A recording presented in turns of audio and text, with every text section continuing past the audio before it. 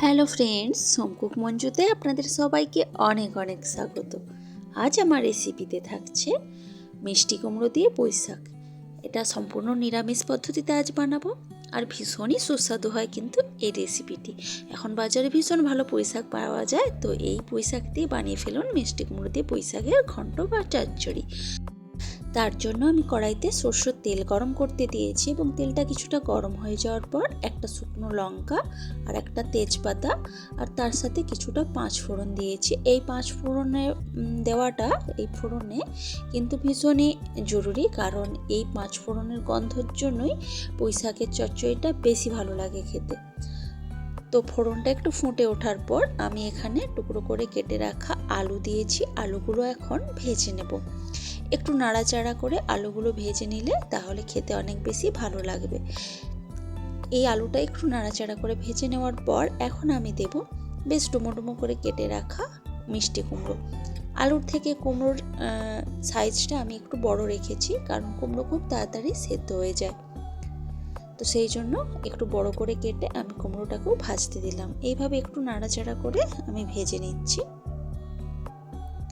কিছুক্ষণ ভেজে নেওয়ার পর দেখুন একটা লালচে কালার চলে আসতে শুরু করেছে। এখন আমি এর মধ্যে দিয়ে দিচ্ছি পুঁই শাকের ডাঁটাগুলো, আর তার সাথে একটা বেগুন টুকরো করে কেটেছি সেটাও দিয়ে দিচ্ছি। বেগুনটা এখানে না দিলেও চলে, তবে আমি দিয়েছি, খেতে ভালো লাগবে সেই জন্য।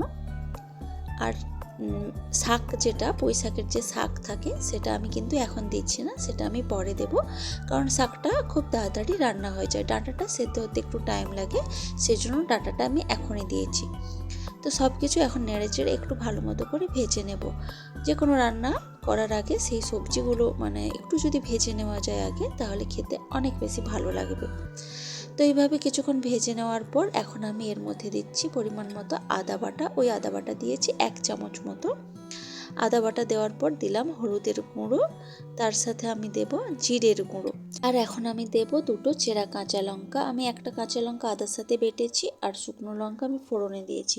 তো যে ঝালটার প্রয়োজন এ থেকেই আমি পেয়ে যাব। এখন আমি এর মধ্যে দিলাম স্বাদ মতো নুন। এখন সব কিছু মশলাগুলো দেওয়ার পর এখন আমি এটাকে খুব ভালো করে একটু কষিয়ে নিচ্ছি, যাতে করে আদার কাঁচা গন্ধটা চলে যায়।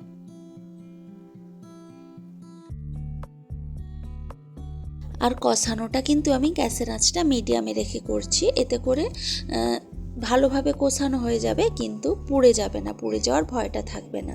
সেই জন্য আমি গ্যাসের আঁচটা মিডিয়ামে রেখেই এই রান্নাটা এখন আমি করছি।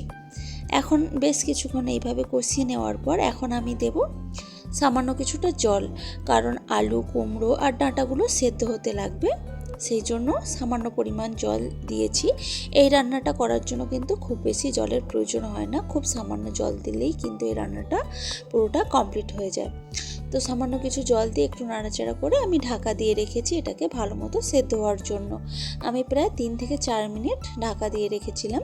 3 থেকে 4 মিনিট মতো পর দেখুন জলটা কিন্তু আগের থেকে কিছুটা শুকনো হয়ে গেছে। আর একটা কুমড়ো, একটা আলু আমি কেটে দেখছি যে ভালো মতো সেদ্ধ হয়েছে কিনা। দেখলাম হ্যাঁ, ভালো মতো সেদ্ধ হয়ে গেছে যতটা প্রয়োজন। এখন আমি পুঁই শাকটা, যেটা আলাদা করে সরিয়ে রেখেছি আগে থেকে কেটে, সেটা আমি দিয়ে দিচ্ছি পুঁই শাকটা। তো শাকটা দেওয়ার পর এখন একটু নাড়াচাড়া করে সব কিছু একসাথে ভালো মতো মিশিয়ে নিচ্ছি। আর দেখুন শাকটা দেখে মনে হচ্ছে যেন অনেকটা বেশি হয়ে গেছে শাকটা, কিন্তু শাকটা যখন মজে যাবে তখন বোঝা যাবে যে একদম ঠিকঠাক পরিমাণ আছে শাকটা। শাকটা কিন্তু অনেকটা কমে যাবে মজে যাওয়ার পর।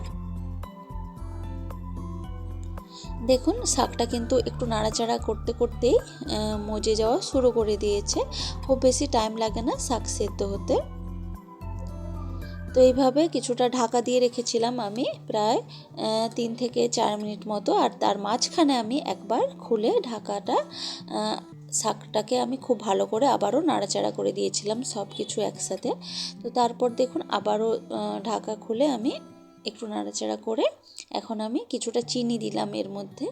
চিনি দিলে এই রান্নাটার স্বাদটা অনেকটা বেড়ে যায়, খেতে অনেক বেশি ভালো হয়। চিনি না দিলে একটু ফ্যাকাসে মনে হয়। তো চিনিটা দিয়ে একটু সব কিছু নেড়েচেড়ে ভালোভাবে মিশিয়ে নিচ্ছি।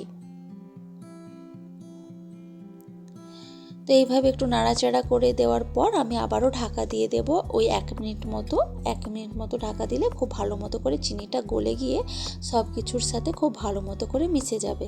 তো সেই জন্য 1 মিনিট মতো ঢাকা দিয়ে রেখেছিলাম। এখন ঢাকা খুলে আবার সব কিছু একসাথে খুব ভালো করে নাড়াচাড়া করে দিচ্ছি।